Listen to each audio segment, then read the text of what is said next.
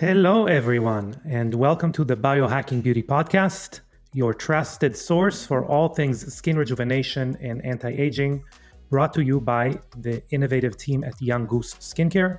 I'm your host, Amitay, co-founder and CEO of Young Goose, and I will be your guide on this exciting journey to unlock the secrets of youthful, radiant skin. Today, I have a special treat. We are going to welcome someone that I personally really admire, Nathalie Niddam, master in nutritional therapy and a renowned expert in peptide therapies. Quite frankly, she's, I think, the top peptide guru nowadays in our community.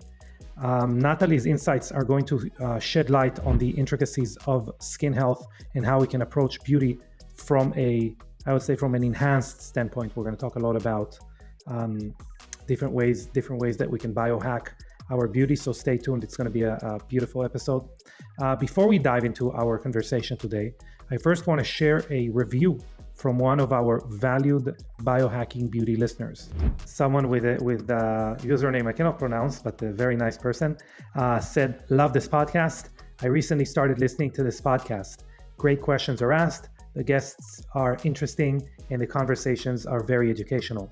It's taken me down a rabbit hole of biohacking my health, both inwards and outward. I'm so glad that I stumbled upon this podcast, and I truly appreciate all you do to bring this information to us in such an informational and inspirational way." So thank you so much.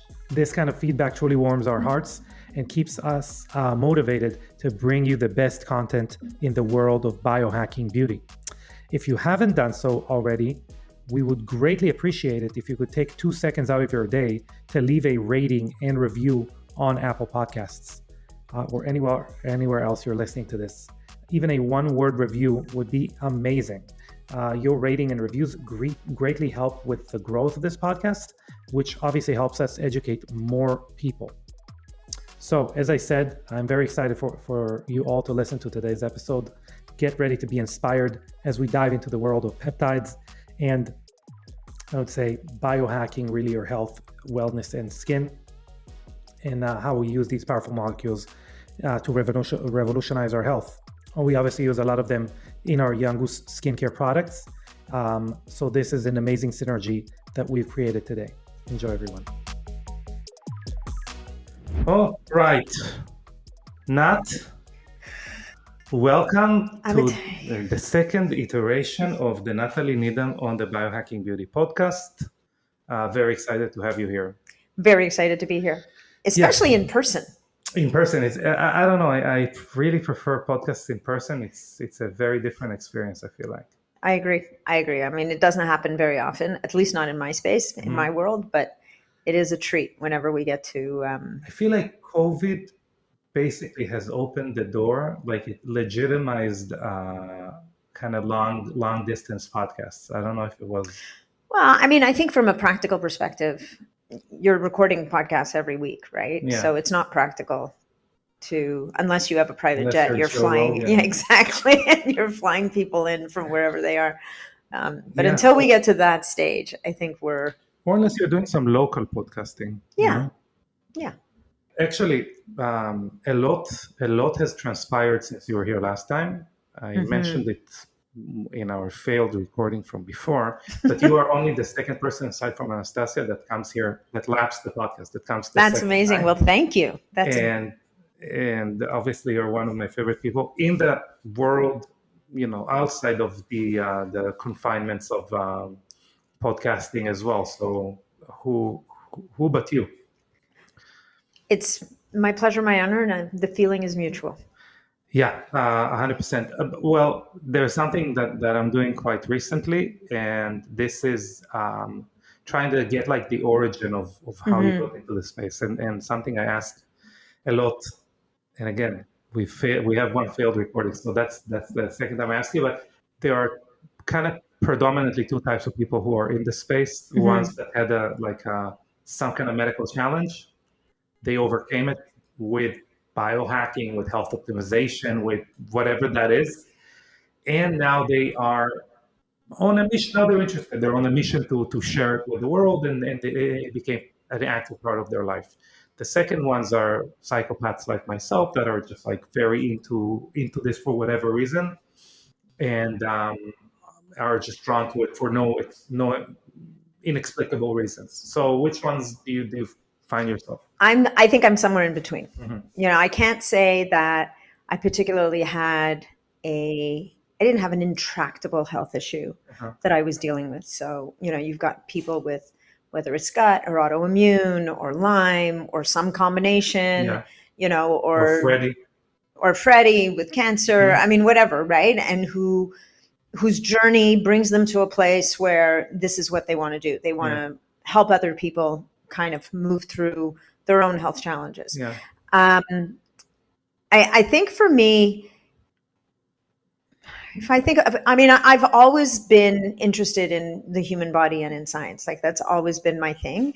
And I've certainly had my health issues. Like, I've had digestive issues over the years, and this, that, and the other thing. I'm one of those people, I always say, I'm super healthy until I'm not. Yeah. Right. Yeah. So I'm super healthy until I develop preeclampsia and my blood pressure goes to 220 over 180, or and have to have an emergency C-section, right? Or I'm super healthy until I have a reaction to a topical NSAID and I end up with cellulitis and I'm on IV antibiotics for 3 weeks. Like I'm super fine until something goes sideways. Yeah. So I think that those events and whatever digestive issues I had and whatever, I think those events highlight how important health is to you and how fragile it is. Like, on the one hand, I think that the human body is a miracle, like a miraculous entity that is able to heal and restore itself and repair itself and grow new life and do things that we can't even imagine, right? So, but on the other hand, when things go sideways, you experience a certain loss of control that is very unnerving, especially, it's unnerving to anybody, but certainly when you've taken your health for granted and you take it for granted that you're going to get up in the morning and you're going to go out and you're going to do what you want to do. And those events when you get sick, that all of a sudden stop you in your tracks, and that people are living with every minute of every hour of every day in our world where they can't just take it for granted anymore, teaches you a certain degree of humility. Yeah. I think there is some correlation between like early evolution and our psychology, where early evolution really had two phases, which was that, reproduce phase, this multiply phase. And then there is hunkering down and preservation stage. It's like these two stages are, embedded into every biological process on the planet, because that's the only biological processes that would have survived anything, really. Yeah.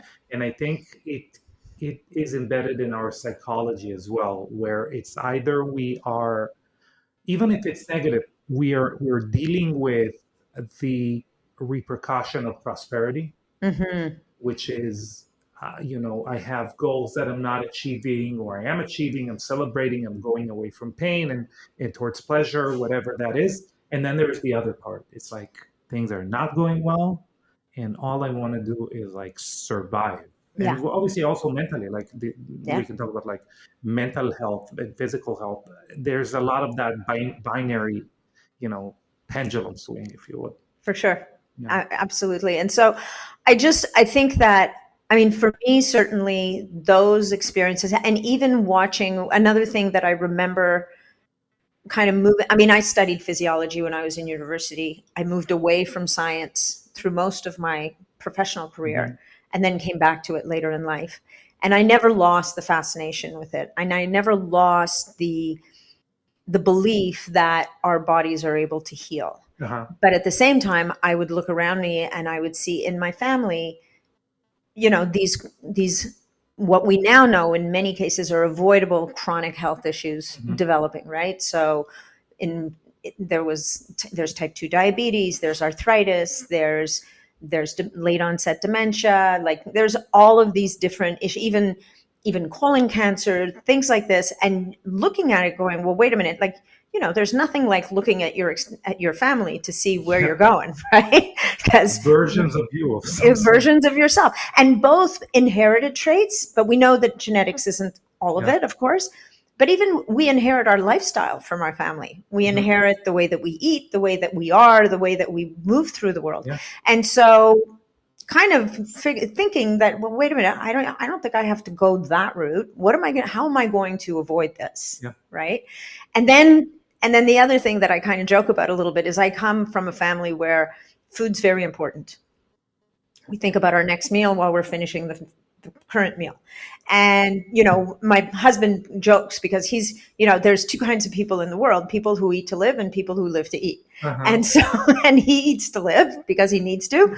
I live to eat to a point. I mean, I've come a little more to the middle over the years, but food has always been kind of very central in my existence. It's always been very important in my family. And so when I decided to move into the health space formally, nutrition was my doorway, right? Becoming a holistic nutritionist seemed very natural for me. Also because, at that point I wasn't about to go back to school and become a doctor. Like I was later in life. I wasn't going to take that on. And so to become a holistic nutritionist seemed like a reasonable first step. Yeah. And I do believe that food is medicine. Yeah. In many, many ways. And I've learned that to be true in addition to other things. And if you look at the biohacking space now, so much of what we're doing is trying to bring ourselves back to nature. Yeah. So much of what we're doing is trying to reconnect to nature in ways that we've lost because of technology and modern life. And nutrition kind of sits in the center of that. Well, 100%. Nutrition is something, again, we share with every biological process, right? There is this calorie in, calorie out, thermodynamic, interaction that is at the center of our world. And that is, I just wrote an article about the information theory of aging, which is rooted in mathematics, which is the information theory. And we know that obviously there is a fad now talking about quantum this and quantum that, but within our realm, the quantum laws are less apparent, less prevalent.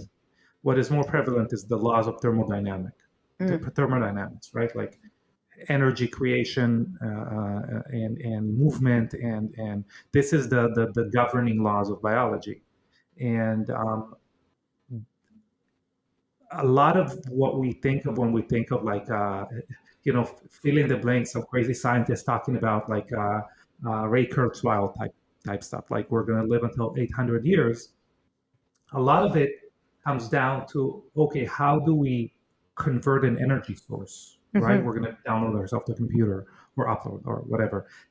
But I think innately we understand that part of what we need to overcome or part of what we need to address is our intrinsic need of nutrition and our kind of our annoying connection to getting out of our own way with nutrition, because it's so easy in our world to trick our body into thinking something bad is good.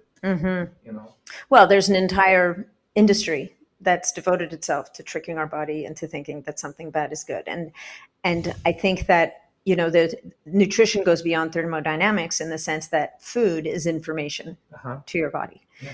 And when you forget that, then you start to think, well, I can live on McDonald's hamburgers and Frito-Lays. But then you're providing, kind of corrupt information to the system. And the results, generally speaking, are not in alignment. Yeah. Not in alignment with living a long, healthy, and vital life. Yeah. And admittedly, I think, what's interesting is every once in a while you meet someone who doesn't eat particularly well, or I've actually talked about this occasionally. My video editor is a guy in the UK, and he talks about his grandmother who she's in her 90s, and she smokes like a chimney, and she doesn't eat particularly healthy food. And he actually, I'm not even sure I'm allowed to repeat this, but he referred to her as one of those creatures that is indestructible once. And so, but I think that, when you look at someone like that, you start to understand that we have the luxury of obsessing about everything that we eat and do and how we do and what we do. And then there's this other group of people who don't really think about it that much. They just do what they do. And they were maybe born with a system that is particularly well adapted to dealing with toxins. And they just are. They just do. And so I'm not sitting here saying, look, you can eat junk food and be perfectly healthy and all that kind of stuff. But I am saying that there's a middle ground we need to find. There's a middle ground that doesn't involve orthorexia, which is this obsession with believing that everything that goes into your mouth needs to be healthy. And at the same time, just feeding your body a bunch of crap is just not going to get you to where you want to go. And depending on where you want to go, depending on how much you think about where you want to go. Right. 100%. And also, and then we start to look at, specific systems. I get it. I get completely the idea of some people have that FOXO3 gene or whatever gene that is, or obviously a group of genes that allow them to survive. It's funny, again, like I gave a talk about investment in biohacking. And I said, right now, you don't really want to look for unicorns. You want to look for cockroaches, right? Because biohacking is going to go through, 20% growth yearly or whatever. It's really those companies that will survive anything right now. And not necessarily ones who are, blowing up. So we're definitely looking at these people. But the question is, do you want to be a cockroach? Do you want to just survive everything? Or do you want to have a life where you are, pushing boundaries and that's kind of, again, we talked off air about the balance between like longevity, health, and optimal performance. Where do you want to be in all of those areas? And I think it's a good segue to what you really have become, kind of I would say like a guru of, which is peptides, which is this way to communicate information to the body in an ingenious way. That is really, I feel, our way to access programming of the body, which is very interesting. So maybe, how did you get interested in specifically in peptides, in that? Yeah, it's a story that if people have heard me on other podcasts, they've probably heard before. It was a complete accident. Like, I was at a conference and I was tired. I needed to take a load off my feet. I was looking for a chair. There was a stage, an empty chair, like actually not many empty chairs, but a couple of empty chairs. And so I walked my way over and I sat down in a chair, and there's this guy standing on stage talking. And I wasn't paying that much attention. And all of a sudden he's talking about how, he's looked like he'd been hanging out in the sun for quite a long time. And he goes, so here I have this great tan. And as it turns out, I haven't spent much time in the sun at all. I got my tan from an injection that I do. And it's this thing called a peptide, and it was called melanotan 2. And here are all the benefits of melanotan. And, and then there's this other peptide he started talking about called Epidolon. And, when you give it, turns out there was this study where they gave Epidolon to these elderly people and they lived longer. They had a better immune system. Their bone density got better. They were healthier. Their melatonin levels normalized. And this laundry list of of benefits. And all of a sudden I'm like listening to this, and I'm getting more and more engaged. And so I tapped the shoulder of the guy in front of me. I'm like, is this guy for real? And he's like, oh yeah. This is the future. This is the future of medicine. Who was the guy? It was Dan Stickler. Oh, Dr. Wow, Dan Stickler. No way. Yeah. So as a result of listening to him speak is when I ended up working with Apiron. I became an epigenetic coach through them. I did my first peptide course through them. And that gave me kind of that foundation. And what happened from there is and again, like, I mean, I went home and I'm telling my husband about this stuff, who, at this point, my poor long suffering husband, who's been watching me, as a nutritionist, kind of try to find my way. And he's like, Nat, you have all the knowledge you need. You don't need another thing. You've got this shiny object syndrome going on. Like, you keep jumping from one thing to another. Just focus on what you know. And I was like, okay, you're right. But I was kind of obsessed. And so I just couldn't stop. You're like, I'm going to focus on what I know. What I know is that I really want to try. I want to know more about this is what I know. Exactly. And so, within a few months, I ended up hearing a podcast with a guy who became my mentor after that, the owner of CanLab, Jean-François Tremblay. And I've never in my life done this, but I heard him on a podcast and I'm like, oh, he's French. He lives in Quebec. I'm French. I'm going to reach out to him. I've never in my life done such a thing. And the next thing you know, he picked up the phone and then I did a consult with him and then I started a Facebook group. And then a year later, I started a podcast and here we are. Wow.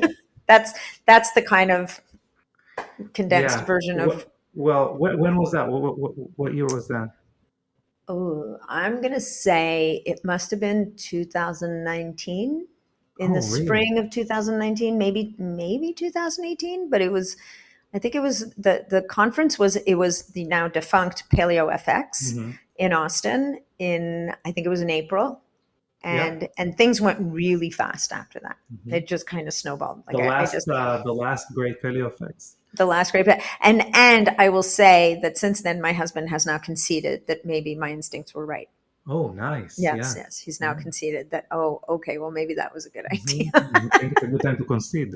Yeah. Well, it's interesting because I joined your Facebook group probably at that time. Like at the beginning. Yeah, at the beginning. And obviously it has completely blown up. I think it's at 14K right now, 15K. How many? 20. Exactly. Almost 22,000 people. I mean, I now have a private membership group. I mean, the Facebook group is fantastic, but it's overwhelming. Like it's crazy in there. Everybody's an authority. Everybody's a doctor. It's a little bit nutty. But it is a very rich environment. So if you're able to curate through a lot of noise, there's a lot going on. Yeah. The membership community is a calmer, kind of safer space, I'll say. The membership community, look, I had the chance to interact with that community also through giving a talk about like the intersection of vitamin C and vitamin A, but also, because that Facebook group a lot of the time buys Young Goose products and I kind of, very sophisticated questions are the ones that are above the pay grade of our customer service team kind of float up to me, so I can tell who is on Nathalie Niddam's Facebook group, like or the private group, like immediately. No, for sure. Oh yeah, it's not Nathalie Niddam. This is first of all, let them know that the peptides, I start there. But it's very interesting, and I think it's very important to. I would say that to some extent, in a growing field like that. I'm not saying that it should become a religion, but you should find a clique that you trust. The integrity of the curator. You should definitely question it once in a while because people change, and we've seen people in the industry, with great power absolute power corrupts absolutely.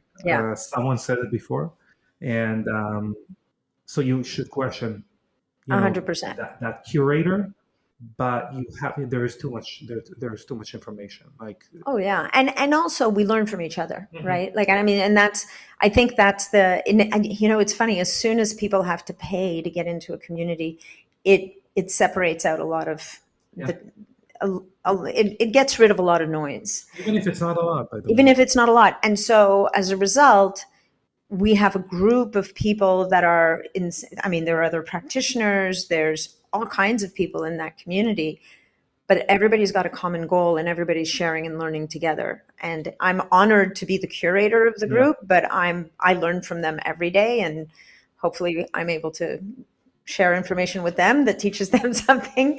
And The first letter of leadership lesson of leadership is maybe someone wrote it in a letter. But anyway, is to be a good leader, you have to be a good follower. Yeah. Like you have to have that duality. If you're only a good leader, I'm just learning about Julian the Apostate right now, like the last Roman Wow.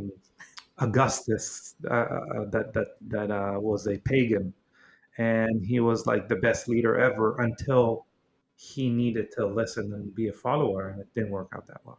Well, I think we see that in the world a lot these Yeah, days. yeah. But actually, I have a very interesting question about that intersection of being a student of that field, being a curator, running a community responsibly, which I think is very, very endearing, in my eyes, very endearing in what you're doing.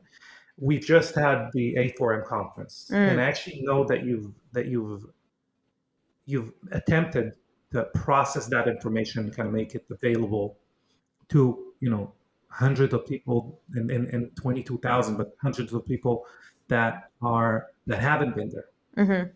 So maybe we can zero on that as far as like the experience. What did you experience at the conference? What did you see that interested you? And then how do you regurgitate it and kind of set a tone for your 2024 or whatever that is to lead the group through that experience? Yeah. Well, I mean, what I didn't get to experience was, unfortunately, you go to, for someone like me and even you, you're working in a booth. That's a whole other level.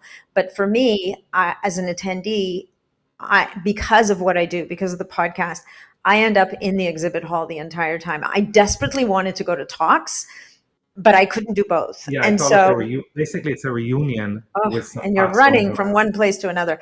But what I saw at this particular one, and I don't know if you felt the same way, is this is the A4M where you saw the confluence of the biohacking world with the anti-aging medical space. Yeah. They really came together. It was the biggest. I've only been to A4M a couple of times, but compared to the last A4M I was at, there was not an empty space in that exhibit hall. It was slammed, and it was full of medical, anti-aging, and biohacking. It was all there I actually think it's become the biggest show in our space. I hope so, because really what biohacking is, and I'll use the word biohacking. Each and every person listening can put in their own 100%. word. Yeah. It's really pivoting medical technology to the end consumer. Yeah. Now set your goals, set your parameters, whatever that is. But the idea is let's address medical issues at home or in a facility that doesn't require a doctor to diagnose you every time you're coming there or whatever. Yeah, and I think one of the big aim is to, before it becomes medical, let's address, right? I think that the big driver for people in this space is, if they're fortunate enough to be healthy, is to stay that way. And we run into people in the world all the time who look at us and think we're a little bit crazy and slightly obsessed.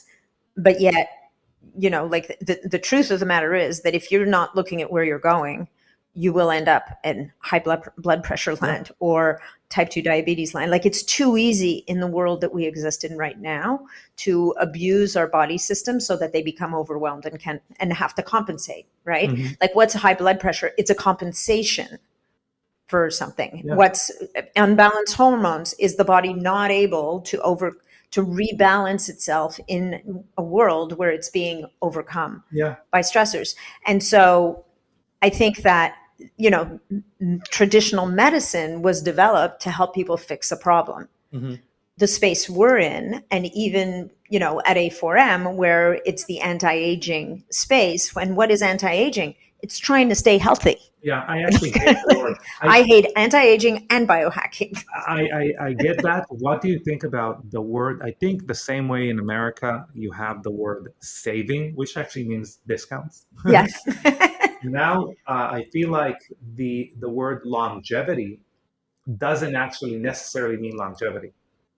It means, again, that confluence between optimal performance, health, and longevity, or, living longer, having more, life in the time that you are living, and then performing, looking, feeling, anything like that better at the present moment.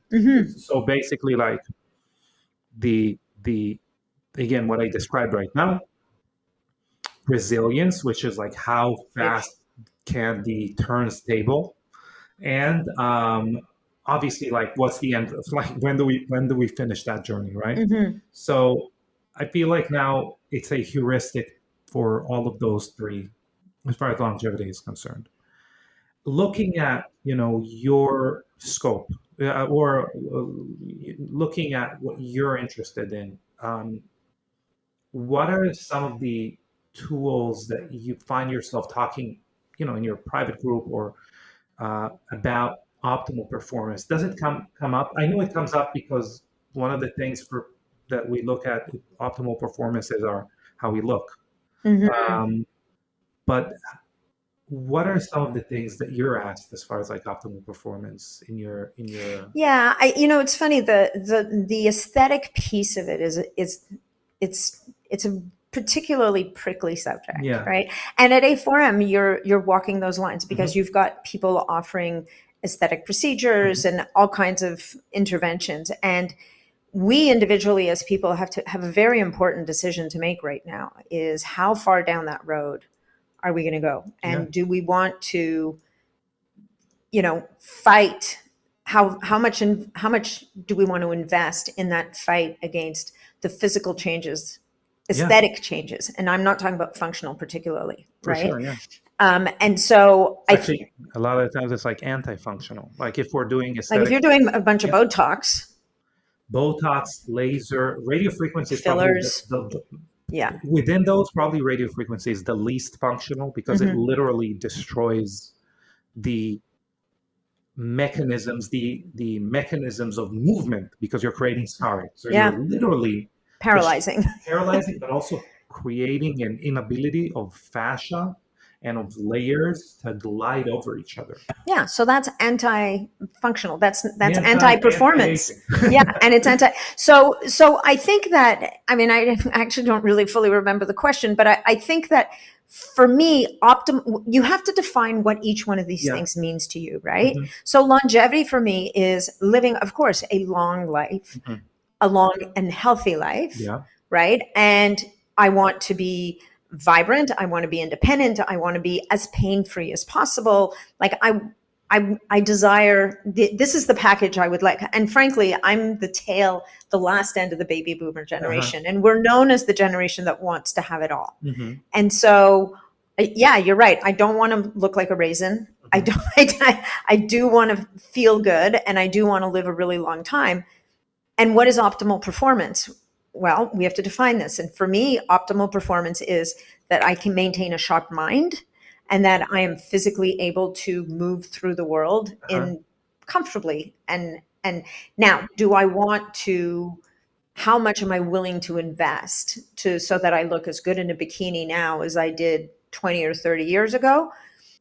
That's a question, right? And I think we have to be careful that we don't conflate necessarily having six-pack abs with being healthy. I mean, I don't believe that you necessarily are that healthy when you're super overweight. I think that's a lot of stress and strain on your system. It leads to inflammation and all the things. But do you need that? Well, probably my favorite example for how these three don't have to be intertwined is obviously bodybuilders, right? Bodybuilders have when they're on stage, they have 2 to 3% body fat. They have incredible muscles, and they fall apart. Like the best bodybuilder of all time, Ronnie Coleman, has had every joint in his body replaced. The guy is like, I don't know, 50? Maybe. It's a hot mess. Yeah. So obviously that's a person that has sanctified optimal performance. We could really look at any sport, right? Aside from pickleball, even pickleball, you'll destroy your Achilles tendon, you know, like, I mean, if you look at extreme athletes or Olympic athletes, these are not typically the people that live the longest. There might be exceptions to every rule, but one of the examples actually in the peptide world, right, in the bioregulator peptide space, one of the stories that I've told in many of the talks that I've talked about is about an American snowboarder. Her name is, I keep saying her name wrong. Anyway, I can't remember her name at this very minute. I can see the picture and her smiling face, and she's this beautiful young woman. And her team trainers tested her biological age after the last Olympics that she competed in. And she was a 2-time gold medalist for the American team, for the US team. And she was showing up, she was, I think, 36 at the time. And or maybe she was 32, and she was showing up as a 56-year-old in her biological age.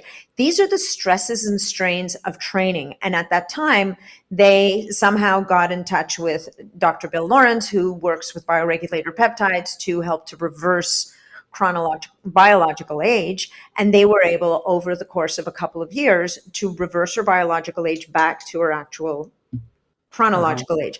And there's also stories in Russia of the women's Olympic team where they noticed that after every Olympics, these girls, these young, amazing looking, incredibly high performance young women had aged beyond their years. Well, I'll first of all, it makes a lot of sense. And actually I'm very interested to hear about the protocol that this lady, the snowboarder, had gone through to reduce her biological age, what I like to call functional age, because there really is no such thing as biological age. It's a fabrication. It's a marketing term. It's a marketing term.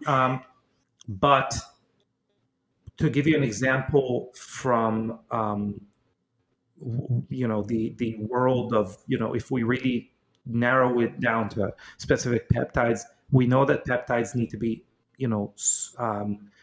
kind of phased in and out, because we're looking at a biological process. Our body is handling a certain amount, and our body has this wonderful thing where it doesn't want to spend it doesn't want to live in optimal performance and redlining all the time. So it gets blunted. Basically, the reaction gets blunted. We know it with old-time skincare, where there was this understanding that you need to circulate your skincare. Like you can't use the same molecules over and over and over again. It doesn't really apply anymore with most skincare. But within peptides, we know that if you're hitting those receptors over and over and over again, you need a time off. And anyone who's done any type of like hormone replacement therapy, has done any type of painkiller, hopefully not, but that's part of reality. We know that our body does not respond to stimulus the same. And obviously we know about insulin. There's many things that our body doesn't respond the same way. And that is basically one of our mechanisms of kind of navigating that balance. Trio. Yeah. Balance. Well, I think with peptides, what it is there's two different things. So on the bioregulator front, you've got you're giving one kind of stimulus, and on the longer chain peptides, like the repair peptides, for example, like the BPCs, thymosin beta 4, even GHK copper, like we're giving the body a signal to do something. Yeah. Well, you got to lay off and let it do the work. Like at some point, you got to back off. So on the repair peptide front, you're giving a signal to repair. That should not need to be constant, right? On the bioregulator front, we're giving a signal to regenerate, right? We're going one stage deeper, where we're not actually it's not a lock and key mechanism per se, like it would be with a normal peptide. So let's talk about, I don't know what would be like the most popular peptide, but let's just say BPC 157 for argument's sake. So we're looking at a receptor that is, again, getting kind of used to that stimulus and stops reacting. Yeah, I mean, the thing with BPC is the interesting thing about BPC, the more I learn about it, the more I find it fascinating. And any of these peptides really is that it works in many different ways. Oh yeah, yeah. Right. Yeah, And so 100%. in some ways it's a bioregulator. It turns genes on and off. Yeah. In other ways, it's a signaling molecule. It binds to a receptor and initiates a cascade of reactions. In another way, it's stimulating the expression. So one of the reasons why BPC 157 gets paired up with growth hormone secretagogues so often is because BPC 157 also upregulates the expression of growth hormone receptors. So it's you've got this cascade of events going on, and this is great, but think of it as a lot of work for your body to do.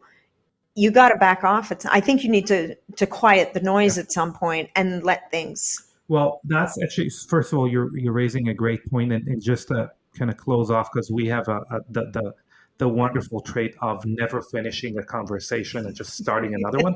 So bioregulators, as you said, they work on a DNA level. So that's kind of that's when we kind of play with the words and say, oh, it's also a bioregulator. What we really mean is it doesn't only work on the receptor front. It also works on like literally communicating with your DNA.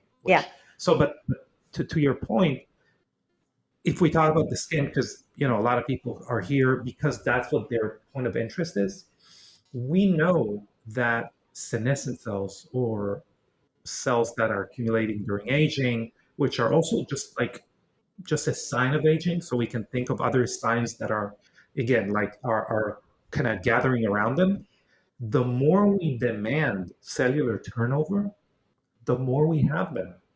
So all of those things, cellular turnover really is renewal. So the more we target renewal, the more we accumulate signs of aging on another front. Well, you have waste products. Yeah. Waste products, we have mistakes, really. You can imagine, like, if you have a bread factory, right? Like, the more, don't eat bread, guys. Anyway, so a widget factory. The more widgets you make, the more mistakes are going to happen. My favorite thing as a kid when we grew up, starting another conversation. My favorite thing as a kid when we grew up, I had a friend that, do you know what Ego bars are? Have you ever heard about Ego bars? It used to be like an old Israeli factory, and basically that belonged to the kibbutz I grew up in. And I was like a it got sold a long time ago. But my friend's mom, when I was a 5-year-old, she worked in the part of the factory that kind of throws away bars that had too much chocolate in them. The quality control, but too much chocolate. So you were his friend? Oh, yeah. Oh, life was good. Life was good. I couldn't really understand why it's not okay to just go there every day and pay her a visit. And I don't see why that. I'm sure she was happy to see you. It was one less bar her son was eating. Yeah. But anyway, so in that factory, we're talking about ramping up production without, by the way, increasing quality control, without increasing waste removal. Yeah, and this brings up such a good point, which has become my one of the things that I talk about a lot right now is we often get seduced into making a critical mistake, which is we become obsessed with what can we add before we really do the work of what do we need to remove. And if you're not using, whether it's stopping eating for a few hours a day, or maybe not skipping eating for a day or two every once in a while, or using senolytic compounds, whatever the case may be, like, we have to support our body in taking out the trash. We have systems. The body has systems 100%. But if you're continually adding into the system, adding and adding, you're going to overwhelm the systems we have in place to take the trash out. To your point, we just, as you know, you just got your hands on it. We just I know I'm using it. Can you tell? We just have finished producing. It's not like officially launched yet, but we finished producing our first 2 products, serum and cream, that have spermidine in them. And people who have used spermidine know that one of the kind of the byproducts of using spermidine is better hair, skin, and nails. And when people ask me, so people want like fast answers and like, so you added it, what exactly does it do for wrinkles? And basically it removes waste, and people are very confused. So it just kind of clears out waste. It recycles waste.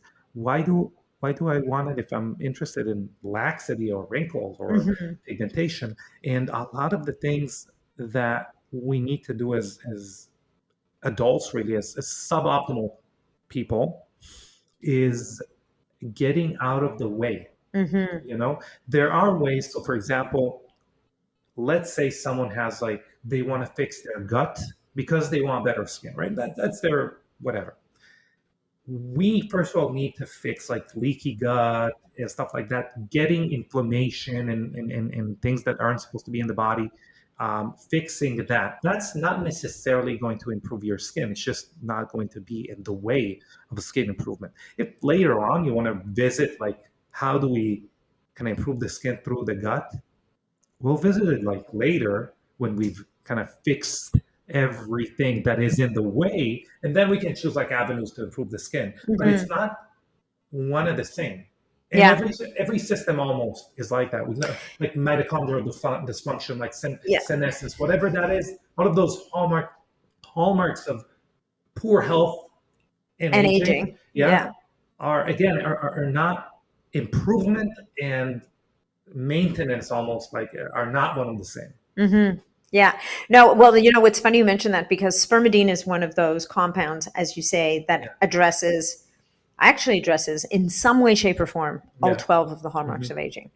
But there's a peptide that addresses a lot of those hallmarks of aging also. Is that Epigenetic?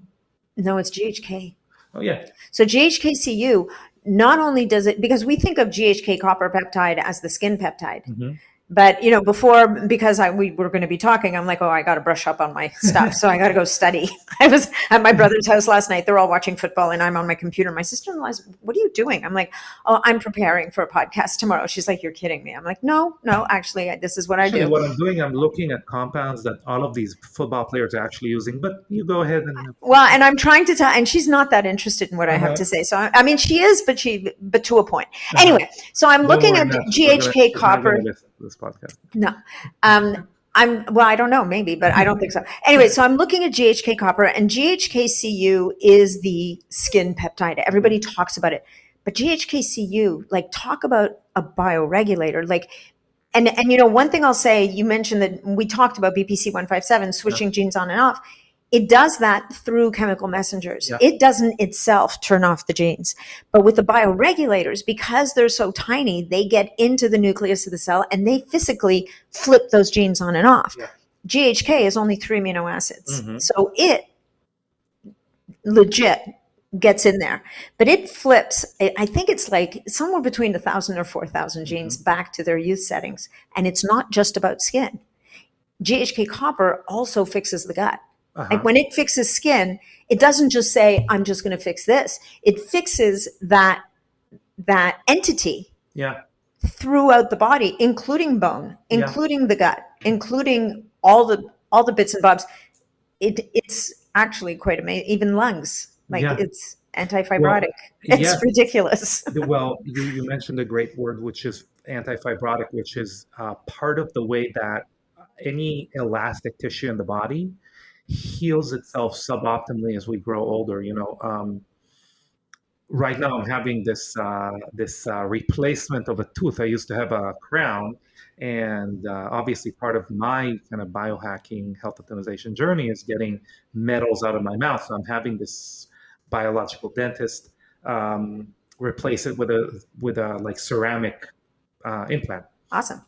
And one of the things is, obviously, I'm obsessed with jujitsu and putting myself in harm's way, if you would.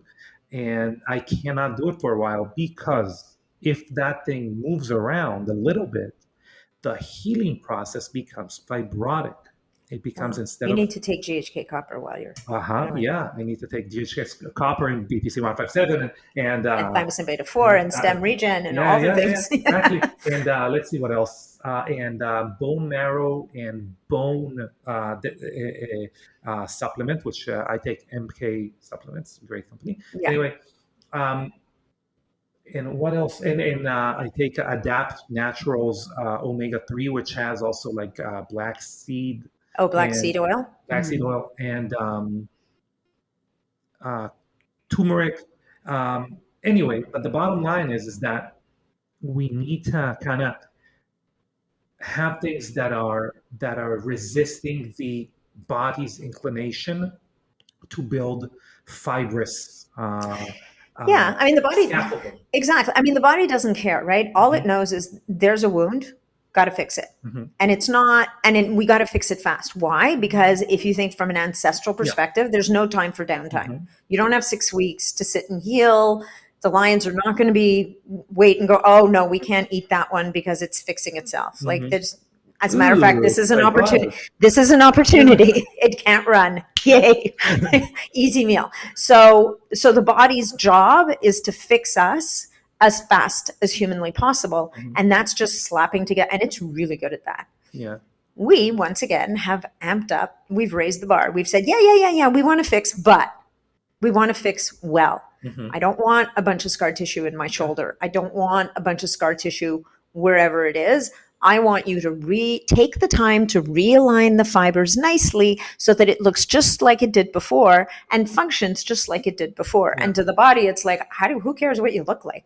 As long as you can walk around and your guts don't fall out, we're good. Especially, by the way, because the body doesn't really care what happens to you after you've had kids. Nope.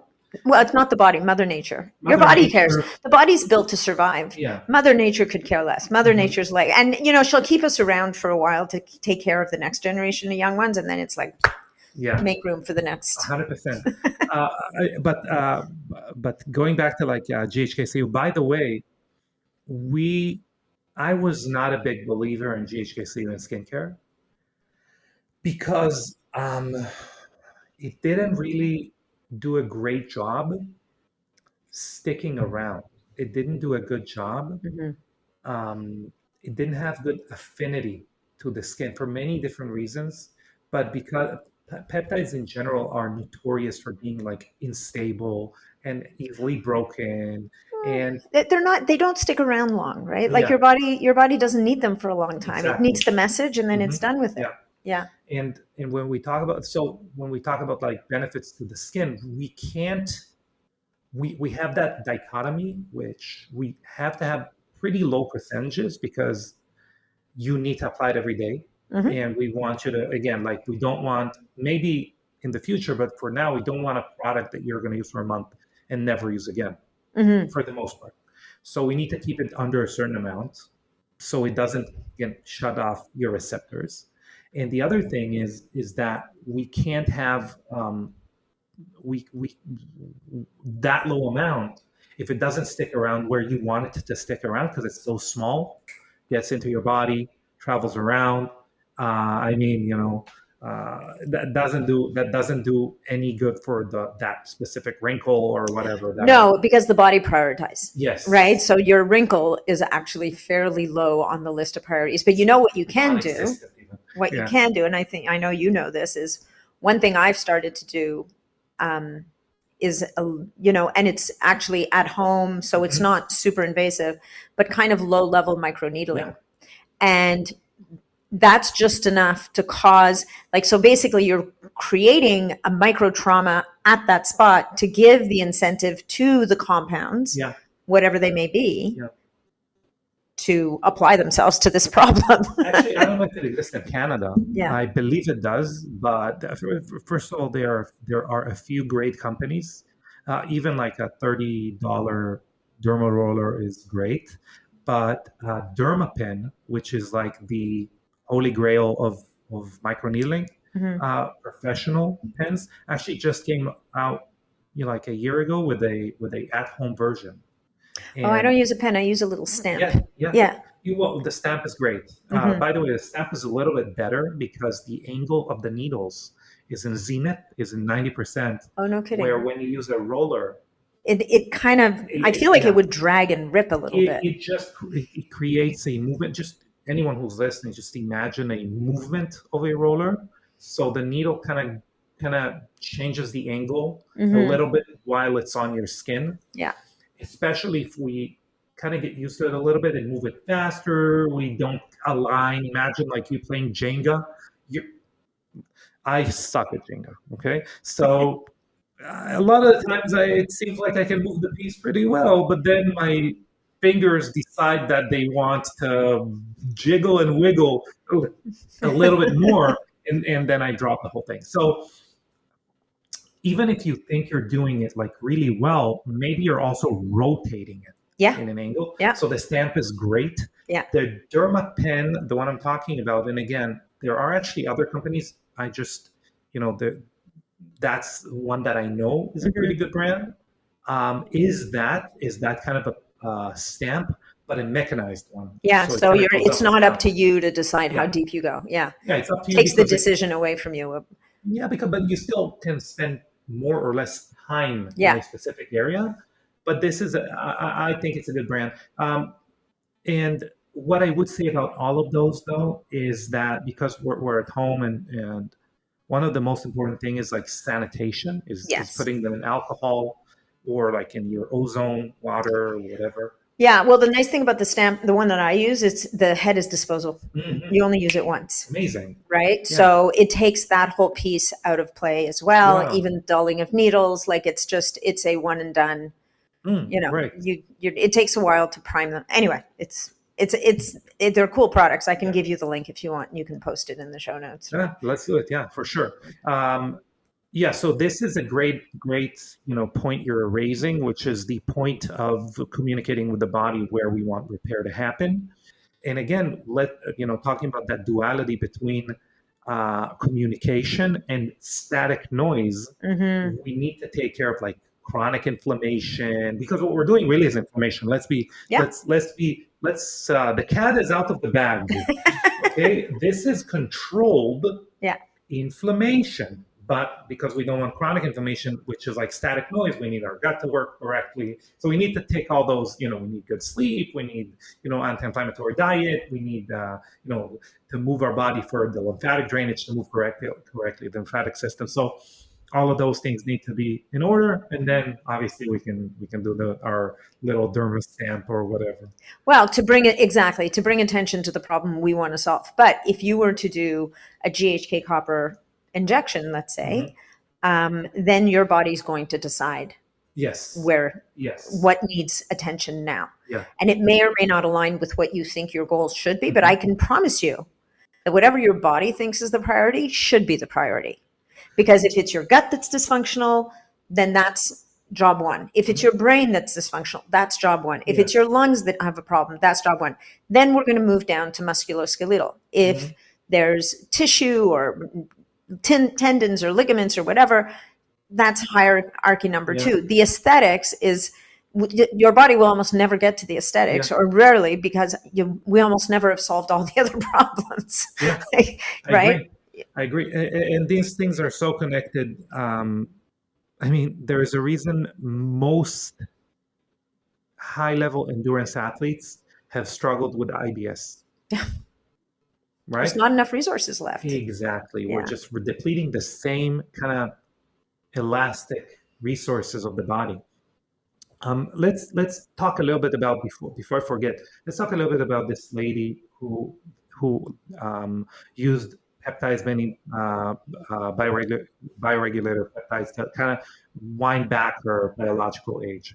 What was the protocol that they used on her? Do you know? So I don't know the exact protocol, but here, and I was thinking about this actually not long ago, and thinking that, a few things changed for her. She stopped competing. Yes. So number one, out of her own way. This is what we started the conversation with. What do you need to remove to allow the body to do the work? So there's a really good chance that if she'd been training for another Olympics and under that kind of stress and strain and the whole 9 yards, there's turning back the clock would be next to impossible in any way, shape, or form, just because you're emptying the tank faster than you can fill it. So she stopped training. She probably made some lifestyle changes, started sleeping better, eating better, the whole nine yards. And then my gut would be my inclination, from No what pun I intended. know, no pun intended. But from what I've known of Bill and these guys, is what they would have done is they would have cycled through many, if not all, of the bioregulators very consistently over a series of months, and essentially to initiate regeneration and restoration. But at the same time, you're addressing inflammation, you're addressing nutrition, you're providing the body with all of the amino acids it needs, and probably you're using essential amino acids because eating meat and chicken and frankly even plant-based protein is all great, but it's never enough. Your body can't get enough of it into your system. So when we're in a world where we're rejuvenating, replenishing, and rebuilding, we're going to have to provide the body with what I like to call kind of freebies. And those essential amino acids are freebies. There's no digestion required. There's no work required. You just get the building materials delivered to your door in the way that you want them and need them, and you're free to do with them as you please. Yeah, 100%. So I think the protocol would have been very lifestyle driven, stop training, at least excessively. She might have been doing yoga. She might have been doing, all movement. But as we talked about earlier, when we're in the high performance world, if you're that high performing athlete, your goal is not necessarily to be anything other than a high performing athlete at any cost. I mean, look at football players. They will get crushed by 1,000 pounds of human flesh because they need to catch the damn ball. Like, it is unbelievable to me. How they will put themselves in harm. That's high performance for them at the expense of every part of their bodies. Yes, 100%. Yeah. So let me ask you a few hypotheticals. Yeah. Let's say someone wanted to, someone is a very busy individual, high performing individual in their life. And they wanted to incorporate peptides. Obviously, they listened to this podcast and they listened to, Kiran Krishnan talk about, gut health, and they listened to other people talk about, sleep or whatever, exercise, J.M. Holland talking about exercise, but they are a very busy individual. They want to incorporate peptides and for their general health, but they're like, nah, at the end of the day, I want to make sure that I look better as well. How does that look for them? What would you have recommended them as far as like? Well, I mean, my fallback in the peptide world, in the absence of good information, is I do move to the bioregulators, right? I think that they have a very high safety profile. When you look at a bioregulator like the pineal gland bioregulator, Epigenetic, it has anti-tumor properties. It restores proper melatonin production. It restores circadian rhythm. It helps to harmonize the endocrine system. Like, there's no real downside here. And normally it is stacked with almost everything else, right? And it gets stacked. Exact. So it stacks with anything. It's never going to interfere with any medications or whatever the case may be. But it also was stacked really well with the other bioregulators. And so, I would say the pineal gland bioregulator with the brain bioregulator, because our friend is a high performer, not just physically, but mentally as well. So we want cognitive nervous system balance at the same time. We need good blood flow in the body. So the blood vessel bioregulator to restore integrity and function to the circulatory system. And if we did one more, we would say the immune system is the next one that needs to be optimized, because if we have an optimized immune system, we are managing inflammation properly, we're responding properly to whatever we're exposed to. Life is good. If we want to add a peptide to that, interestingly enough, I've moved over to Team GHK before almost anybody else, anything else at this point. I do think that GHK will help with aesthetics to a point, but it will also help with so many other things internally. I would like to, say that this, as opposed to everything else that you said, should be injected, right? I mean, It's everything. the best way. It's the most efficient way. Because the other bioregulators you mentioned are in oral form; they're in pill form.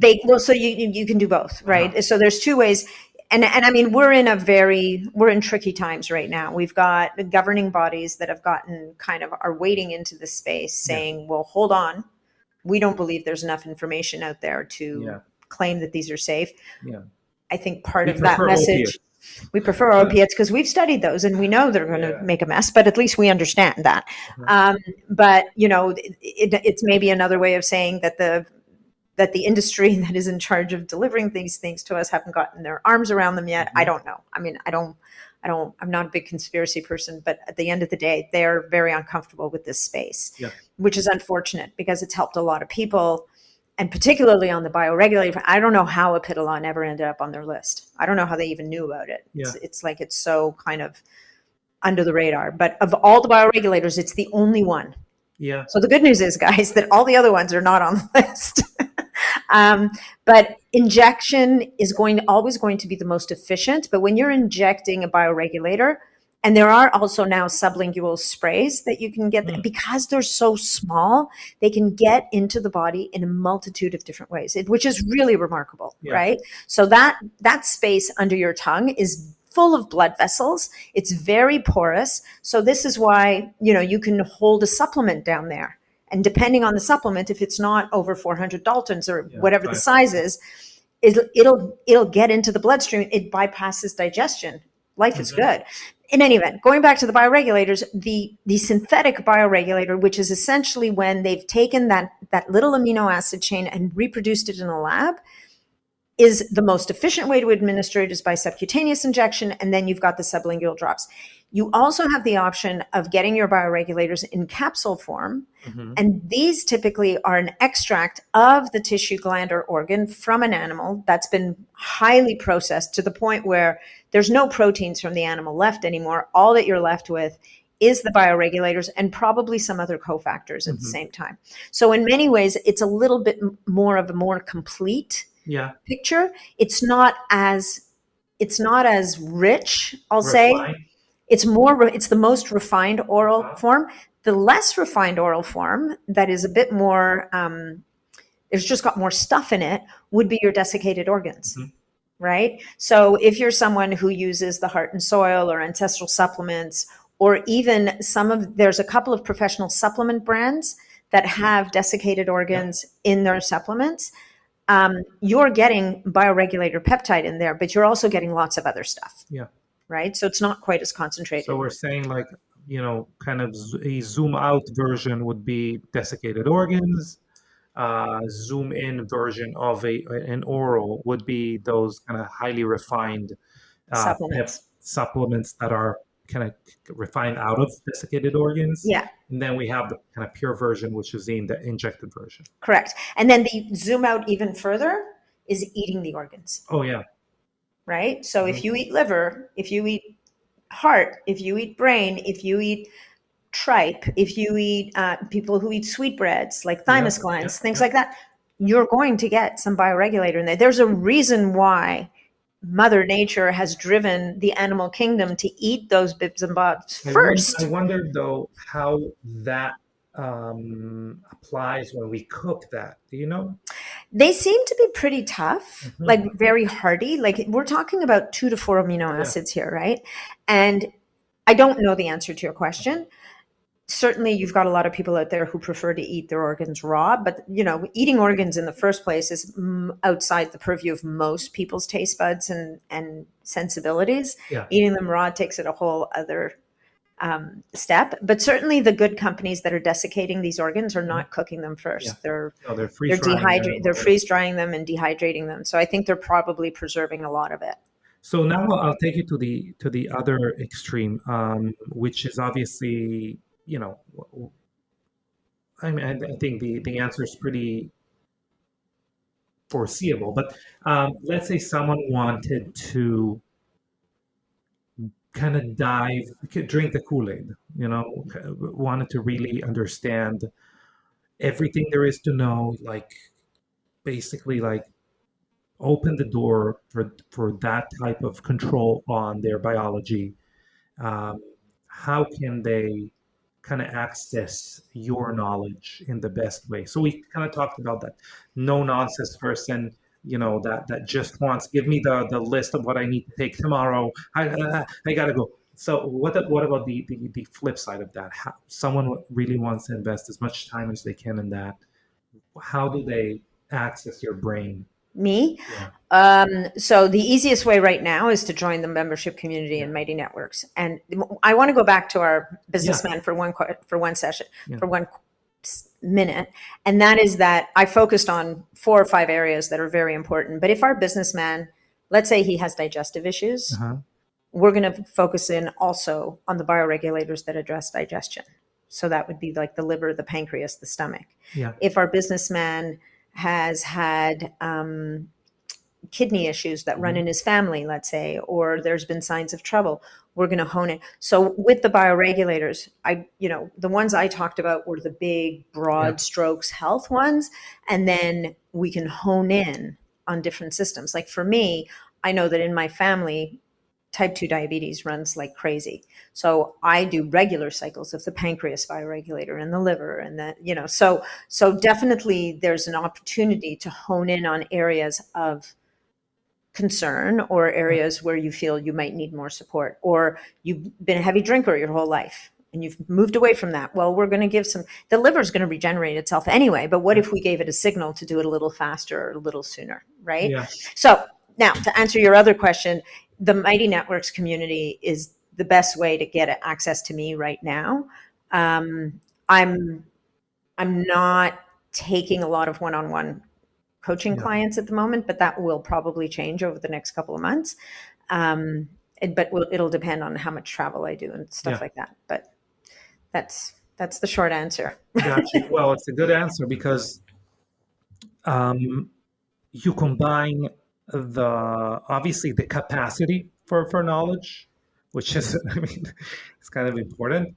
The capacity to process that information and to then, convey it in an interesting, in a good way, but also the passion, which are, again, going back to my journey of tooth replacement. That was definitely very difficult to get my skull drilled into, but I enjoyed it a little bit because the person that Dr. Tarek Assi, anyone who's in South Florida, that's the first time I was on a dentist chair, and I felt like this guy really loves what he's doing. Really? Yeah, it's not, obviously I've gone to other biological holistic dentists, gone to other great professionals, but they can be great people, they can be passionate about doing a good job, but I've never ever met like a basically someone who nerds out. He's like you. Yes, but for teeth. For teeth. Is, anyway, so that's kind of what you are, I feel like, within whatever interests you. It's not only peptides, by the way, but it's within whatever interests you. So these are obviously the people I think do the best job. So that's where my question came from. But Natalie, listen, we are trying to keep it within an hour, so that's not. How are we doing? I don't think an hour and 10 minutes. Yeah. Okay. All right. Anyway, we're not too far off. Yeah, we need to do it again. Thank you very, very, very much. You are. I think if someone followed us with a camera every time we have a conversation, we can have a series of podcasts around that. But so Mighty Networks is a place to find you. Obviously, your incredible podcast, which I'm a listener of, which is called Biohacking Superhuman Performance, which is probably the easiest name in the podcast world. And NatalieNiddam.com. NatNiddam.com. I shortened it up just to take the H out of play. And Biohacking Superhuman Performance Facebook group. Yeah, it's Biohacking Superhuman Performance or Optimizing Superhuman Performance. I kind of, at one point I thought Facebook might have been shadow banning me, so I changed the biohacking to optimizing because I thought maybe they didn't like biohacking. I don't know. Anyway, it's findable, either Biohacking Superhuman Performance or Optimizing Superhuman Performance. Fantastic. So thank you very much. Highly recommend listening to Nat's podcast. It's one of my favorites. And Natalie, I wish you continued great weather in South Florida. We didn't do a good job on him, also. You know what? It was fine. And thank you so much. And I'm excited for your next chapter. And thank you so much for having me here. Thank you very much. You're entering into a very exciting new phase in life. So yeah, definitely. Anyway, thank you everyone. Thanks, guys. Care. We'll see you next time.